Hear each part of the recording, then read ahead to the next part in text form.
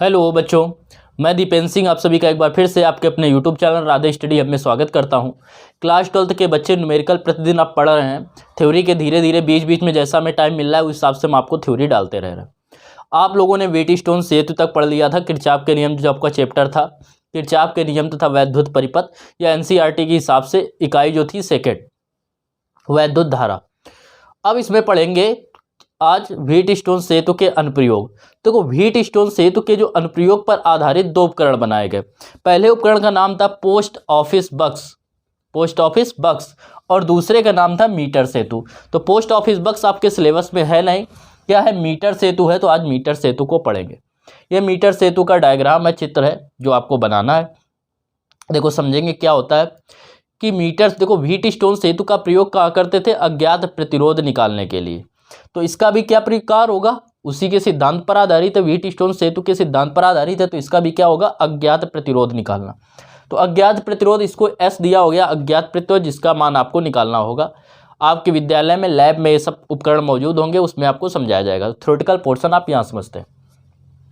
देखो क्या होता है कि इसमें लिखेंगे मीटर सेतु में कि व्हीटस्टोन सेतु के सिद्धांत पर आधारित, किसके सिद्धांत पर आधारित है, व्हीटस्टोन सेतु के। तो व्हीटस्टोन सेतु के सिद्धांत पर आधारित मीटर सेतु एक सुग्राही यंत्र है। सुग्राही का मतलब एक अच्छा यंत्र है। इसकी सुग्राहिता पोस्ट ऑफिस बक्स की अपेक्षा अधिक होती है। व्हीटस्टोन सेतु एक व्हीटस्टोन सेतु के सिद्धांत पर आधारित एक सुग्राही यंत्र है, मतलब जिसकी सुग्राहिता है, जिसकी शुद्धता अधिक होती है और जिसकी सुग्राहिता पोस्ट ऑफिस बक्स की अपेक्षा अधिक होती है। अब देखो इससे चित्र से पूरी थ्योरी समझेंगे। इसमें कि ये एसी होता है, 1 मीटर लंबा मैग्नीन अथवा कांस्टेंटन का तार होता है। मैग्नीन अथवा कांस्टेंटन मिश्र धातु होती है, उसका तार लेते हैं।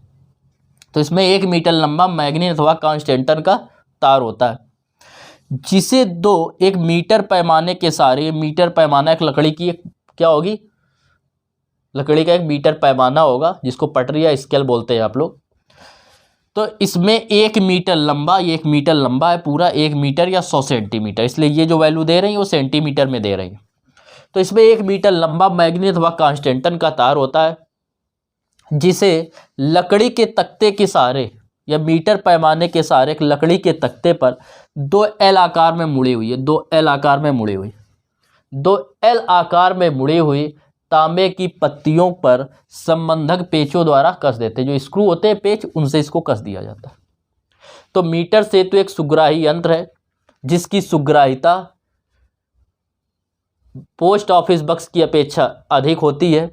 फिर इसके सिद्धांत में, इसमें क्या लिखेंगे, इसकी संरचना में, तो इसकी संरचना में क्या आएगा, मीटर सेतु एक सुग्राही यंत्र है। मीटर सेतु या इसमें 1 मीटर लंबा मैग्नीन अथवा कांस्टेंटन का तार होता है, जिसे 1 मीटर पैमाने के सहारे लकड़ी के तख्ते पर 2 एल आकार में मुड़ी हुई, ये 2 एल आकार में मुड़ी हुई तांबे की पत्तियों पर संबंधक पेचों द्वारा लगा देते हैं।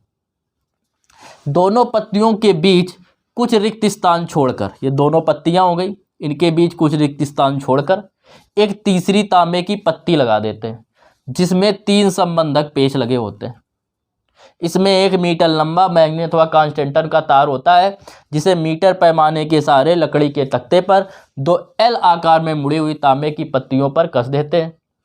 इन दोनों पत्तियों के बीच कुछ रिक्त स्थान छोड़कर, बिल्कुल सब यही लिखना है जैसे हम समझा रहे हैं, कुछ रिक्त स्थान छोड़कर एक तीसरी तांबे की पत्ती होती है, जिसमें 3 संबंधक पेच लगे होते हैं। पहले रिक्त स्थान ए बी में एक प्रतिरोध बक्स लगा देते हैं। क्या लगा देते हैं, प्रतिरोध बक्स। एक डब्बा टाइप का होगा, उसमें आप देखेंगे लैब में जब जाएंगे आप, ठीक है, तो उसमें क्या होगा, प्रयोगशाला में, तो उसमें ये मिल जाएगा डब्बा, प्रतिरोध बक्स को लगा देते हैं। तथा दूसरे रिक्त स्थान ए डैश बी डैश में, दूसरे रिक्त स्थान में एक अज्ञात प्रतिरोध तार एस जोड़ देते, एक अज्ञात प्रतिरोध तार एस जोड़ देते हैं, जिसका हमें मान ज्ञात करना होता है। इसका हमें मान ज्ञात करना है। इसमें जो प्रतिरोध निकालेंगे उसके मान आपको पता होगा कि वो कितने ओम का है। फिर से एक बार थ्योरी को देखिए कि इसमें 1 मीटर लंबा मैग्नीन अथवा कांस्टेंटन का तार होता है, जो 1 मीटर पैमाने के साथ लकड़ी के तख्ते पर 2 एल आकार की तांबे की पत्तियों पर संबंधक पेचों द्वारा कसा होता है। इनके इस पत्तियों के बीच कुछ रिक्त स्थान छोड़कर एक तीसरी तांबे की पत्ती होती है, जिसमें 3 संबंधक पेच लगे होते हैं। पहले रिक्त स्थान में एक प्रतिरोध बक्स लगा देते हैं तथा दूसरे रिक्त स्थान में एक अज्ञात प्रतिरोध तार एस लगा देते हैं, जिसका हमें प्रतिरोध ज्ञात करना होता है। इसके बाद ए व सी के बीच एक वैद्युत सेल या बैटरी तथा एक धारा नियंत्रक तथा एक कुंजी लगा देते हैं। क्लियर।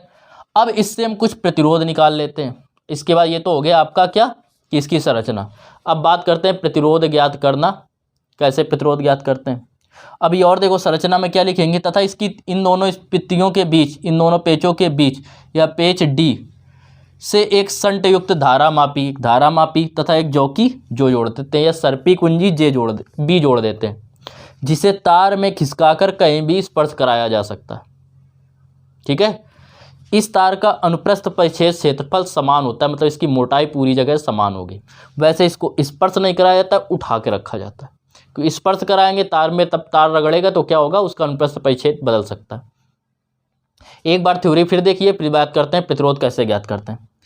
तो इसमें पहले तो सबसे पहले मीटर सेतु में क्या लिखेंगे कि व्हीटस्टोन सेतु के सिद्धांत पर आधारित मीटर सेतु एक सुग्राही यंत्र है जिसकी सुग्राह्यता पोस्ट ऑफिस बक्स की अपेक्षा अधिक होती है। फिर संरचना में इसमें 1 मीटर लंबा मैग्नेट व कांस्टेंटन का तार लेते हैं, जिसे मीटर पैमाने के साथ लकड़ी के तख्ते पर 2 एल आकार में मुड़ी हुई तांबे की पत्तियों पर संबंधक पेचों द्वारा जोड़ देते हैं, तथा इनके बीच कुछ रिक्त स्थान छोड़कर एक तीसरी तांबे की पत्ती होती है जिसमें 3 संबंधक पेंच लगे होते हैं।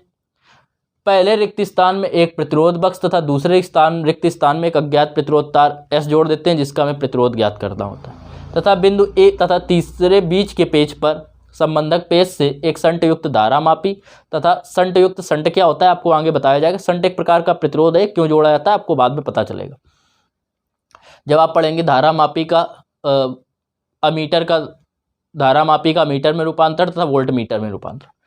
तो एक सर्पी कुंजी बी जोड़ देते हैं, तथा ए व सी के बीच एक सेल जोड़ देते हैं, तथा एक धारा नियंत्रक व एक कुंजी के जोड़ देते हैं। अब क्या करते हैं, इससे एक प्रतिरोध निकालते हैं, प्रतिरोध बॉक्स में से एक प्रतिरोध निकालते हैं। ठीक है। तथा कुंजी के को बंद करते हैं। कुंजी के का मतलब ये प्लग है, और प्लग कुंजी बंद करना मतलब प्लग ऑन करना, मतलब वैद्युत धारा का प्रवाह होने लगा। जब कुंजी के को बंद करते हैं तो परिपथ में वैद्युत धारा प्रवाहित होने लगती है। अब इस सर्पी कुंजी को तार में खिसकाकर ऐसी स्थिति प्राप्त करते हैं कि इस धारामापी में कोई विक्षेप ना हो। जैसे व्हीटस्टोन सेतु में ला रहे थे संतुलन की स्थिति में, वैसे इसको ला लेते हैं। जिन्होंने व्हीटस्टोन सेतु नहीं पढ़ा है तो सबसे पहले पिछले लेक्चर में जाके व्हीटस्टोन सेतु पढ़ें। तो इसमें क्या होता है, इस सर्पी कुंजी को खिसकाकर एक ऐसी स्थिति प्राप्त कर लेते हैं कि धारामापी में कोई विक्षेप ना हो। इस स्थिति में, ठीक है, इस स्थिति में क्या होता है, सेतु संतुलित कहलाता है, तथा जो तार ए बी होते हैं वो व्हीटस्टोन सेतु के प्रतिरोध P का तथा BC जो होता है व्हीटस्टोन सेतु के प्रतिरोध Q का कार्य करते हैं। बात समझ में आई। माना पूरे तार की लंबाई कितनी है, AB है। माना पूरे तार AB की लंबाई, यहाँ से AB की लंबाई L है, तो ये क्या बचेगी, पूरी तो 1 मीटर थी, इतने की AB ले लिया L सेंटीमीटर, तो ये कितनी हो जाएगी 100 माइनस L सेंटीमीटर। ठीक है। अब इसके बाद क्या होगा, अतः AB तार का प्रतिरोध, देखो हम यहाँ पे लिखते हैं, स्क्रीन में आ रहा है कि नहीं आ रहा है, आ जाएगा। तो देखो क्या करेंगे इसमें, अतः तार AB का प्रतिरोध P बराबर निकालेंगे, होता है रो L अपॉन ए मान लिया अनुप्रस्थ परिच्छेद क्षेत्रफल है, P बराबर इतने ओम। अब निकालेंगे इसका तथा Q का प्रतिरोध तथा तार BC का प्रतिरोध। BC का प्रतिरोध निकालेंगे तो Q बराबर क्या होगा, Q बराबर होगा रो L की जगह कितना लिखेंगे 100 माइनस L, तो ये हो जाएगा 100 माइनस L अपॉन A, इतने ओम। निकालेंगे व्हीटस्टोन सेतु के सिद्धांत से, व्हीटस्टोन सेतु के सिद्धांत से, व्हीटस्टोन सेतु के सिद्धांत से पढ़ा था P अपॉन Q बराबर R अपॉन S। P की वैल्यू रखेंगे, दे रहा है रो L अपॉन A। Q का मान रखेंगे, दे रहा है रो 100 माइनस L अपॉन A बराबर R अपॉन S। रो से रो कैंसिल, ए से ए कैंसिल, ये बचेगा L/100 माइनस L बराबर R/S।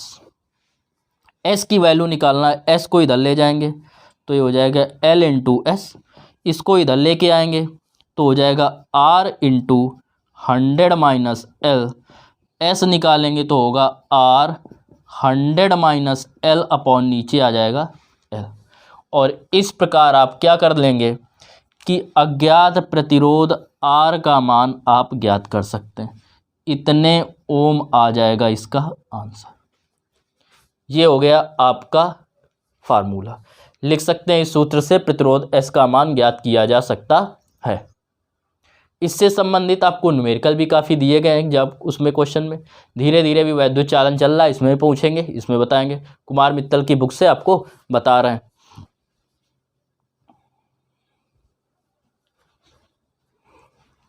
तो एक बार इसको हम फिर से बताते हैं जिससे आपको एक क्लियर हो जाए, अच्छे से समझ में आ जाए। बात किसकी कर रहा है? मीटर सेतु की। तो मीटर सेतु क्या होता है? व्हीटस्टोन सेतु के सिद्धांत पर आधारित मीटर सेतु एक सुग्राही यंत्र है जिसकी सुग्राहिता प्रतिरोध बक्स की अपेक्षा अधिक होती है। फिर रचना में क्या लिखा कि यह एक क्या है? देखो पहले सिद्धांत पहले मीटर सेतु के बारे में लिखने के बाद इसका फिगर बना लेंगे कि व्हीटस्टोन सेतु के सिद्धांत पर आधारित मीटर सेतु एक सुग्राही यंत्र है जिसकी सुग्राहिता पोस्ट ऑफिस बक्स की अपेक्षा अधिक होती है। उसके बाद फिगर बनाएंगे और हेडिंग डालेंगे क्या? संरचना या रचना। तो क्या लिखेंगे? इसमें 1 मीटर लंबा मैग्नी अथवा कांस्टेंटन का तार होता है जिसे मीटर पैमाने के सहारे लकड़ी के तख्ते पर 2 L आकार में मुड़ी हुई तांबे की पत्तियों पर कस दिया जाता है। इन दोनों पत्तियों के बीच कुछ रिक्त स्थान छोड़कर एक तीसरी तांबे की पत्ती होती है जिसमें 3 संबंधक पेंच लगे होते हैं। पहले रिक्त स्थान में एक प्रतिरोध R जोड़ देते हैं। पहला रिक्त स्थान जो AB है इसमें प्रतिरोध क्या जोड़ देते हैं? प्रतिरोध बक्स R जोड़ देते हैं। तथा दूसरे रिक्त स्थान में एक अज्ञात प्रतिरोध तार S जोड़ देते हैं जिसका हमें प्रतिरोध ज्ञात करना होता है। तथा बीच वाले संबंधक पे से एक संट युक्त धारा मापी तथा एक सर्पी कुंजी जोड़ते हैं। सर्पी का मतलब फिसलने वाली। तथा बिंदु A व C की बीच एक बैटरी या विद्युत सेल या धारा नियंत्रक और कुंजी जोड़ देते हैं। अब इसके बाद क्या लिखेंगे? प्रतिरोध ज्ञात करना। तो प्रतिरोध ज्ञात करने में लिखेंगे सर्वप्रथम हम क्या करते हैं? प्रतिरोध बक्स में से एक प्रतिरोध R निकालते हैं तथा कुंजी के को फिर बंद करते हैं। जब कुंजी के को बंद किया मतलब प्लग को ऑन किया, जैसे प्लग ऑन करेंगे वैद्युत धारा का प्रवाह होने लगा तो वैद्युत धारा परिपथ में प्रवाहित होने लगती है। अब परिपथ में वैद्युत धारा प्रवाहित होने लगी तो इसका मान क्या करते हैं? वैद्युत धारा परिपथ में वैद्युत धारा प्रवाहित होने लगती है। अब सर्पी कुंजी बी को तार में खिसका कर एक ऐसी स्थिति प्राप्त करते हैं कि धारा मापी में कोई विक्षेप ना हो। इस स्थिति में सेतु संतुलित कहलाता है तथा जो तार AB है वह BC व्हीटस्टोन सेतु के प्रतिरोधों P व Q का कार्य करते हैं। क्लियर? ये जब P व Q का कार्य करेंगे तो क्या करेंगे? माना AB की लंबाई कितनी L सेंटीमीटर है तो BC कितना हो जाएगा? 100 माइनस L सेंटीमीटर। तो P का प्रतिरोध क्या होगा? तार AB का प्रतिरोध P बराबर, ये हो जाएगा फार्मूला, पढ़ चुके हो आप लोग। BC का फार्मूला ये हो जाएगा, फार्मूला लगा के S का मान ज्ञात कर लेंगे। नहीं ये समझ में आया? फिर से रिवर्स करके देखो कैसे बताया था। ठीक, नोट कर लीजिए। देखो बात करते हैं विभवमापी की कि विभवमापी क्या होता है। तो विभवमापी देखो क्या होता है कि विभवमापी एक ऐसा उपकरण है विभवमापी एक ऐसा उपकरण है जिसका उपयोग हम किसके लिए करते हैं? सेल के किसी अज्ञात सेल के विद्युत वाहक बल को ज्ञात करने के लिए। जैसे आपको कोई सेल दे दिया गया तो उसका विद्युत वाहक बल ज्ञात करना है कि इसका क्या है, तो हम विभवमापी की सहायता से उसका अज्ञात विद्युत वाहक बल ज्ञात कर सकते हैं। ठीक है। और यह किन्हीं 2 बिंदुओं के बीच विभवांतर ज्ञात करने में भी इसका प्रयोग किया जाता है।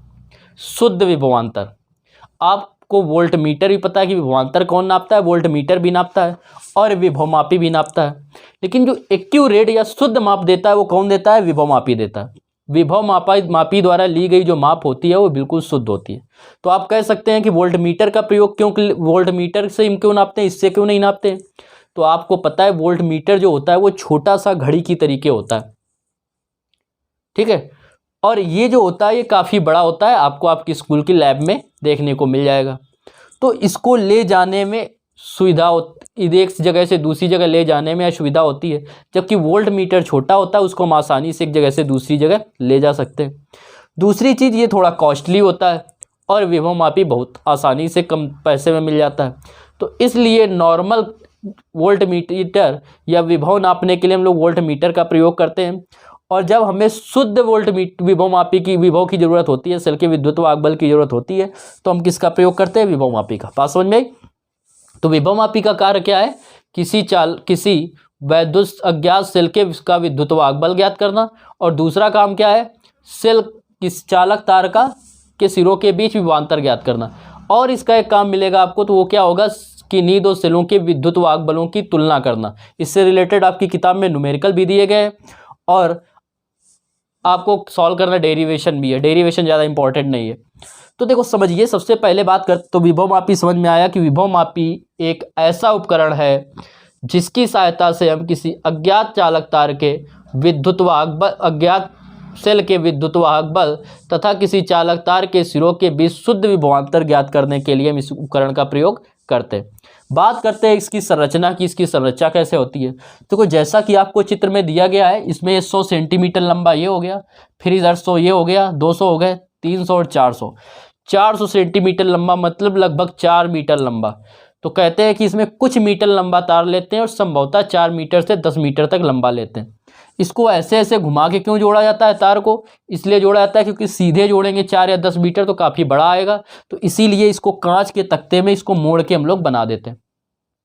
थ्योरी आपको स्क्रीन में दिखेगी, आपको उसी से नोट करना है। तो सबसे पहले तो आपको जो बताया था विभव मापी के बारे में, तो विभव मापी था, विभव मापी एक ऐसा उपकरण है जिसका उपयोग हम किसी चालक तार के किसी वैद्युत सेल के विद्युत वाहक बल को ज्ञात करने के लिए किया जाता है तथा किसी चालक तार के सिरों के बीच शुद्ध विभवांतर ज्ञात करने में किया जाता है। उसके बाद इस फिगर को ड्रा करेंगे, संरचना हेडिंग डाल के संरचना में इस फिगर को बनाएंगे। क्या लिखेंगे कि जैसा कि चित्र में दिया गया है, इसमें कुछ मीटर लंबा कितने मीटर? लगभग 4 मीटर से, ब्रैकेट में लिखेंगे लगभग 4 मीटर से 10 मीटर लंबा तार लेते हैं। चालक तार के एक सिरों को एक क्या करते हैं? इस चालक तार के सिरों को एक कैसी बैटरी? प्रबल बैटरी, काफ़ी प्रबल होनी चाहिए, शक्तिशाली होनी चाहिए, काफ़ी प्रबल बैटरी से। ये जो चालक तार जो लेते हैं, इसका प्रतिरोधकता जो होती है उच्च होती है। प्रतिरोधकता उच्च मतलब चालकता अधिक, ठीक है? तो उच्च प्रतिरोधकता होनी चाहिए इसकी, और प्रतिरोध ताप गुणांक कम होना चाहिए। जैसा चालक तार लेंगे इसकी प्रतिरोधकता अधिक होगी और प्रतिरोध ताप गुणांक अधिक होगा। और ऐसा चालक तार कौन सा होता है? मैग्नीन अथवा कांस्टेंटन, ठीक है? मतलब तो इसमें कुछ मीटर लंबा, ब्रैकेट में लगभग 1 मीटर 4 मीटर से लेकर 10 मीटर लंबा चालक तार लेते हैं। एक समान अनुप्रस्थ परिच्छेद क्षेत्रफल हो। एक समान अनुप्रस्थ परिच्छेद क्षेत्रफल मतलब इस चालक तार की मोटाई हर जगह एक समान होनी चाहिए, ये बात इंपॉर्टेंट है। और कैसा होना चाहिए? उच्च प्रतिरोधकता होनी चाहिए और प्रतिरोध ताप गुणांक उसका कम होना चाहिए। फिर से देखो, रिपीट करो, समझते जाएंगे तो आपको लर्न भी होता जाएगा अगर साथ में हमारे समझेंगे। कह रहा है इसमें कुछ मीटर लंबा, ब्रैकेट में लिखेंगे कितना? लगभग 4 मीटर से 10 मीटर लंबा एक चालक तार लेते हैं। इसके बाद चालक तार लेते हैं जिसका अनुप्रस्थ परिच्छेद क्षेत्रफल एक समान हो और उच्च प्रतिरोधकता हो और जो ताप गुणांक होना चाहिए, प्रतिरोध ताप गुणांक, वो निम्न होना चाहिए या कम होना चाहिए, ठीक है? इस चालक तार के एक सिरे को एक प्रबल बैटरी से तथा दोनों सिरों को एक प्रबल बैटरी से तथा एक कुंजिके से व एक धारा नियंत्रक से जोड़ देते हैं। धारा नियंत्रक का मतलब होता है, धारा नियंत्रक काम धारा को नियंत्रित करके रखता है। हमें अगर इसमें फिक्स धारा देनी है तो धारा नियंत्रक लगाएंगे जिसके द्वारा क्या हो? धारा का मान ना बदले, धारा को नियंत्रित रखे, ठीक है? धारा नियंत्रित है। कुंजी जानते हैं, जैसे अपने आप प्लग होते हैं, स्विच होते हैं, स्विच ऑन ऑफ, तो इसका बस यही काम है। कुंजी बंद मतलब ऐसे होते हैं तार इसके अंदर कुंजी में, तो ऐसे बंद हो गई तो स्विच, कुंजी जब बंद तो हम देख रहे हैं क्या? प्लग ऑन, वास्तव में क्या? प्लग ऑन, धारा प्रवाहित होने लगी। तो जब कुंजी बंद करते हैं तो धारा का प्रवाह होता है।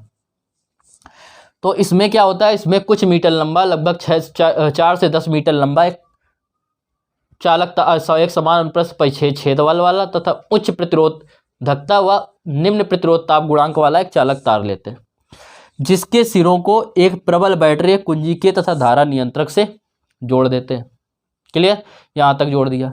फिर क्या करते हैं, चालक तार के एक सिरे से एक वोल्ट मीटर तथा एक जॉकी जे जोड़ देते हैं, जिसको तार में खिसकाकर कहीं भी स्पर्श किया जा सकता है। जॉकी को तार में स्पर्श खिसकाकर कहीं भी स्पर्श करा सकते हैं। क्लियर, तो ये कर देते हैं। अब देखो सिद्धांत की बात करें, ये तो आपकी हो गई संरचना। अगली हेडिंग क्या डालेंगे, सिद्धांत। फिर से एक बार पूरा समझा देते हैं जिससे आपको और अच्छे से लर्न हो जाए। क्या होता है विभव मापी। सबसे पहले विभव मापी आपने डाली थी हेडिंग।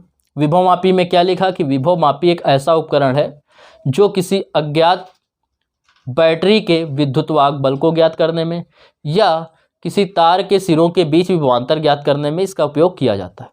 क्लियर। इसकी बात करें कि इसकी संरचना की, तो आपने संरचना में पहले फिगर ड्रा करेंगे, बनाएंगे, फिर उसके बाद लिखेंगे जैसा कि चित्र में दिया गया है।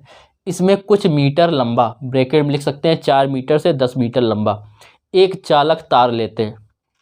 क्लियर। एक चालक तार जिसका अनुप्रस्थ परिच्छेद क्षेत्रफल एक समान हो, उच्च प्रतिरोधकता हो और निम्न ताप गुणांक हो, ब्रैकेट में लिख सकते हैं जैसे मैग्नीन अथवा कॉन्स्टेंटल लेते हैं। इस चालक तार के सिरों को एक बैटरी, प्रबल बैटरी, कुंजी के तथा एक धारा नियंत्रक से जोड़ देते हैं। क्लियर। तथा इस चालक तार के सिरे ए के बीच, ये 2 सिरे दे रहा है, सिरे ए, ये ए है और ये बी है। ये 0 का मतलब है इस तार की लंबाई यहाँ से स्टार्ट हुई है 0 से। क्लियर। तो इसको एक इसको इस तार के सिरे ए को 1 वोल्ट मीटर से जोड़ देते हैं, वी से, और किससे जोड़ देते हैं, जॉकी जे से जोड़ देते हैं, जिसको कहीं भी स्पर्श कराकर हम क्या कर सकते हैं, खिसका सकते हैं। इसको कहीं भी हमें क्या कर सकते हैं, हम इसको स्पर्श करा सकते हैं। क्लियर। तार में खिसकाकर इसको कहीं भी स्पर्श करा सकते हैं। अब देखिए इसके बाद इसकी सिद्धांत की बात करें तो विभव मापी इस सिद्धांत पर कार्य करता है कि जैसे तार की लंबाई बढ़ती है तो विभव क्या होता है, गिरता जाता है। ठीक है, विभवांतर गिरता जाता है। प्रवाहित, जब हम नियत धारा को प्रवाहित करते हैं, कह रहा है विभव मापी सिद्धांत पर आधारित है कि जब हम एक नियत धारा प्रवाहित करते हैं तो तार की लंबाई में विभव गिरावट आती है, तार की लंबाई के अनुक्रमानुपाती होती है। विभव में जो गिरावट होगी वो तार की लंबाई के अनुक्रमानुपाती होती है। जब हम कुंजी को बंद करके तार में वैद्युत धारा प्रवाहित करते हैं तो तार के सिरों के बीच जो विभवांतर की गिरावट होती है वो तार की लंबाई के अनुक्रमानुपाती होती है। तार की लंबाई बढ़ती जा रही, विभव क्या होगा, गिरता जाएगा। क्लियर। इस सिद्धांत पर यह कार्य करता है। अब देखो हम बात करें कि यदि हम क्या करें, ए को इसमें जोड़ा गया वोल्ट मीटर, कुंजी के को बंद करके हमने क्या की, प्रवाहित की वैद्युत धारा। कुंजी के को बंद करके वैद्युत धारा प्रवाहित की, जैसे इसमें तार में प्रवाहित होने लगी वैद्युत धारा। कुंजी जे को हम क्या कर सकते हैं, तार में स्पर्श कराते हैं, और तार में स्पर्श कराकर ये तार की लंबाई हम लोग मीजर कर रहे हैं और वोल्ट मीटर का पाठ्यांक पढ़ लेते हैं। ठीक है, जब वोल्ट मीटर का पाठ्यांक पढ़ लिया तो हमने माना कि वोल्ट मीटर का पाठ्यांक कितना आया, वी आया। तो ओम के नियमानुसार, तो बात करें किसके नियमानुसार, ओम के नियमानुसार, ओम के नियमानुसार जो आपका विभवांतर V होता है, V बराबर होता है आई आर के, V बराबर आई आर के। अब देखो यहाँ से अगर V बराबर निकालें, I और R की अगर वैल्यू रखें तो R बराबर होता है रो L अपॉन A। ब्रैकेट में लिख सकते हैं चूंकि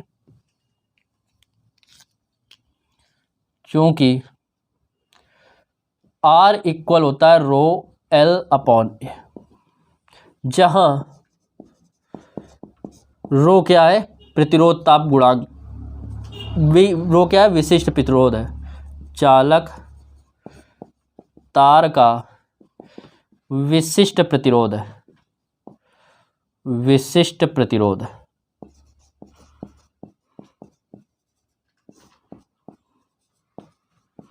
तथा चालक तार का विशिष्ट प्रतिरोध हो गया, तथा चालक तार के लिए नीता होता है किसी पदार्थ के लिए। ठीक है, अगर लोहा लेंगे तो लोहे के लिए इसका मान फिक्स, मैग्नी अथवा कॉन्स्टेंटल लिया तो उसका फिक्स। तो क्या होता है, यह प्रत्येक चालक तार के लिए, प्रत्येक चालक तार के लिए नियत होता है। अब देखो परिपथ में धारा भी कैसी प्रवाहित हो रही है, नियत धारा प्रवाहित हो रही है। तो परिपथ में धारा भी नियत है, परिपथ में धारा स्मॉल आई नियत है। पहले ही कह रहा था कि इसमें क्या की जाती है, नियत वैद्युत धारा प्रवाहित की जाती है। और नियत किसके द्वारा रखी जाती है, धारा नियंत्रक के द्वारा। धारा इसको नियंत्रित करते किए रहता है, मतलब ना घटने देता है ना बढ़ने देता है। नियत धारा है, धारा आई भी नियत है। अब देखो इसके बाद बात करेंगे और तथा दिए गए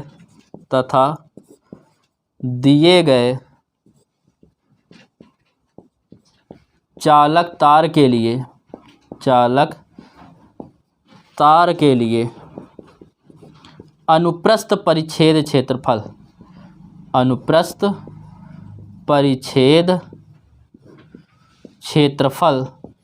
ए भी नियत है। मतलब समझ में आया। आपसे कह रहा है कि इसमें चालक तार की वैद्युत धारा भी नियत है। रो का मान तो दिए गए पदार्थ के लिए, जिस चालक तार का जिस पदार्थ का होगा उसके लिए रो का मान नियत होता है। ठीक है। इसके बाद अगर हम बात करें कि इसके प्रत्येक चालक तार के लिए किसका मान, इसमें धारा का मान नियत दे रहा है।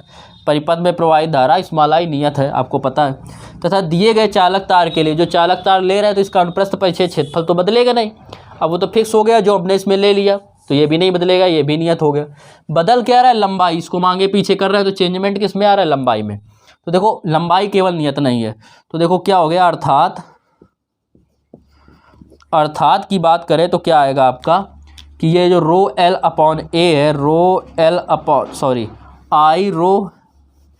आई भी नियत, रो भी नियत, ए भी नियत, ये सभी क्या है, नीतांक है। ये जब नीतांक है तो ये आई रो एल अगर नीतांक घटा दें तो क्या आता है, प्रोपोर्शनल टू का चिन्ह आता है।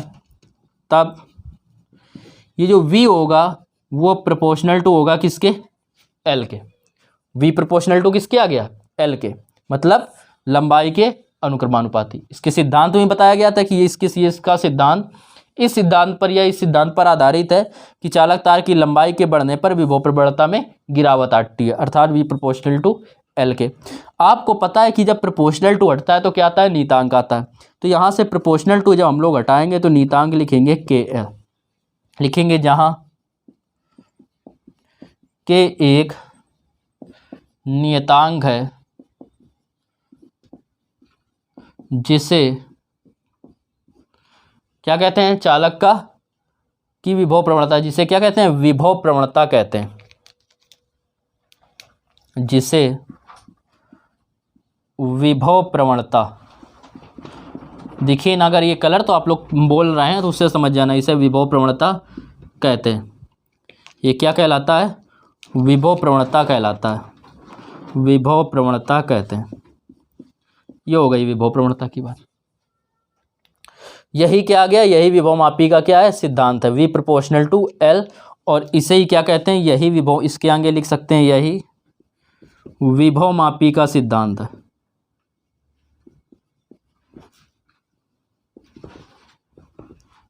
विभव मापी का सिद्धांत।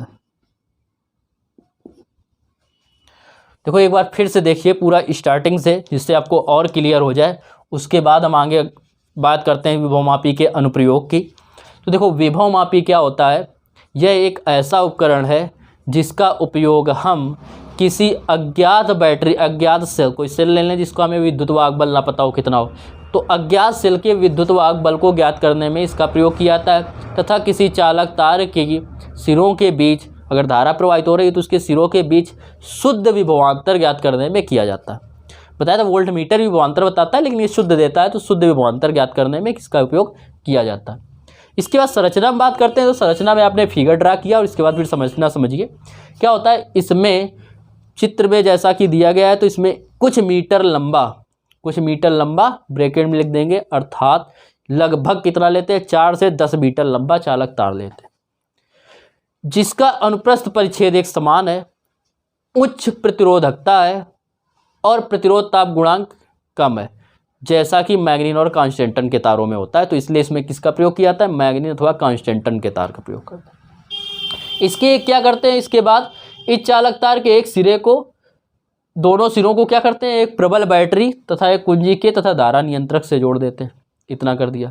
तथा चालक तार के सिरे ए को एक वोल्ट मीटर से जोड़कर एक जॉकी जे से जोड़ देते हैं, जिसे तार में स्पर्श खिसकाकर कहीं भी स्पर्श कराया जा सकता है। इसको हम तार में खिसकाकर कहीं भी स्पर्श करा सकते हैं। ये हो गया। इसके बाद देखो बात करें, ये हो गया जॉकी जो जे है। अब इसके बाद हम क्या करते हैं कि ये तो आ गया आपका, अब इसके बाद वो खिसकाकर कहीं भी स्पर्श करा सकते हैं। अब बात करते हैं संरचना हो गई, संरचना के बाद बात करते हैं सिद्धांत की। तो सिद्धांत इसका क्या है, कह रहा है ये इस सिद्धांत पे आधारित है कि जब चालक तार की लंबाई बढ़ती है तो इसका विभव क्या होता है, गिरता है। अर्थात विभव जो होता है वो प्रोपोर्शनल टू होता है एल के। जैसे जैसे लंबाई बढ़ रही है उसके सिरों के बीच जो विभव प्रवणता होती है, विभव होता है वो क्या होता है, गिरता जाता है। प्रवाहित धारा प्रवाहित करने पर तार की लंबाई में विभव गिरावट तार की लंबाई के अनुक्रमानुपाती होती है। कब, जब इसमें नियत वैद्युत धारा प्रवाहित की जाए। अब देखो बात करें कि ओम के नियम, अब हमने क्या किया, चालक तार वैद्युत धारा प्रवाहित की, जो कि जे को तार में स्पर्श कराकर कहीं भी खिसकाकर हमने स्पर्श कराया, माना स्मॉल एल लंबाई इस तारक चालक तार की है, और यहाँ स्पर्श करा के इसके वोल्ट मीटर का पाठ्यांक पढ़ लिया। तो वोल्ट मीटर का जो पाठ्यांक वी होता है वो आपको पता है कि वी बराबर होता है ओम के नियम के अनुसार आई आर होता है, और आर बराबर आपको पीछे थ्योरी में पढ़ा चुके हैं कि आर बराबर होता है रो एल अपॉन ए के। तो वी बराबर यहाँ आर की जगह रख देंगे रो एल अपॉन ए के। रो क्या होता है, विशिष्ट प्रतिरोध होता है, और विशिष्ट प्रतिरोध किसी भी दिए गए पदार्थ के लिए, चालक तार के पदार्थ के लिए नियत होता है। लोहे का होगा उसका फिक्स हो गया, तांबे का हो गया उसका फिक्स हो गया, मतलब ये आपका नियतांक होता है। अब जो चालक तार इसमें जब बनाया गया इसको, तो जो चालक तार दिया गया तो उसकी मोटाई फिक्स कर दी गई। मोटाई मतलब अनुप्रस्थ परिच्छेद क्षेत्रफल, तो अनुप्रस्थ परिच्छेद क्षेत्रफल भी नियत हो गया। और ये आपको कह ही रहा है कि इसमें नियत धारा प्रवाहित की जाती है, क्योंकि धारा नियंत्रक ही इसीलिए लगाया गया है, तो धारा भी नियत हो गई। तो कौन कौन नियत हो गया, आई भी हो गया, इस फार्मूले में आई भी हो गया, रो भी हो गया, ए हो गया, केवल एल को छोड़कर ये सभी नियतांक हो गए। तो इन सभी नियतांक को आई रो एल को हटाएंगे तो क्या आता है, प्रोपोर्शनल टू आता है, प्रोपोर्शनल टू एल। यही क्या है, विभवमापी का सिद्धांत है। सिद्धांत आपका यहाँ तक हो गया। इसके बाद बात करें फार्मूले की, तो जब प्रोपोर्शनल टू हटा फिर से तो एक नियतांक आ गया, इस पूरे की जगह पे क्या रख दिया, के नियतांक रख दिया गया। और के जो होता है, जहाँ के क्या है, एक नियतांक है जिसे हम क्या कहते हैं, विभव प्रवणता कहते हैं। तो ये हो गई विभव प्रवणता की बात, और यही विभवमापी का क्या हो गया, सिद्धांत हो गया। क्लियर। अब इसके बाद देखो बात करें विभवमापी के अनुप्रयोग की, कि विभवमापी का कहाँ कहाँ अनुप्रयोग किया जाता है, उपयोग किया जाता है। तो देखो विभवमापी के अनुप्रयोग निम्नलिखित है। नंबर 1 की बात करें तो किसी अज्ञात सेल का आपको बता चुके विद्युत वाहक बल ज्ञात करने में। विभवमापी के अनुप्रयोग में आपको सबसे पहले बताया कि विभवमापी का जो उपयोग होता है वो क्या होता है, किसी चालक तार के, किसी सेल का, अज्ञात सेल के विद्युत वाहक बल को ज्ञात करने में किया जाता है। दूसरा हमने बताया तार के सिरों के बीच, किसी चालक तार के सिरों के बीच क्या कर दिया जाता है, शुद्ध विभवांतर ज्ञात करने में भी इसका हम लोग क्या करते हैं, प्रयोग करते हैं। और जो लास्ट में आता है किसी सेल, वो सेल के विद्युत वाहक बलों की तुलना करने में भी इसका हम लोग प्रयोग करते हैं।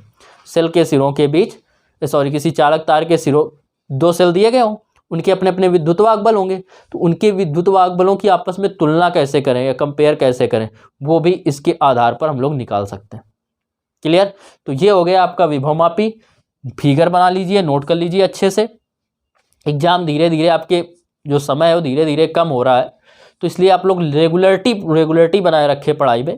तो जितने वीडियो डालना है सभी आपके लिए उपयोगी, और सभी लगातार पढ़ते रहें। कमेंट्स आप लोग नहीं करते हैं, कुछ ना कुछ कमेंट्स में ज़रूर लिख दिया कीजिए, नोट कीजिए।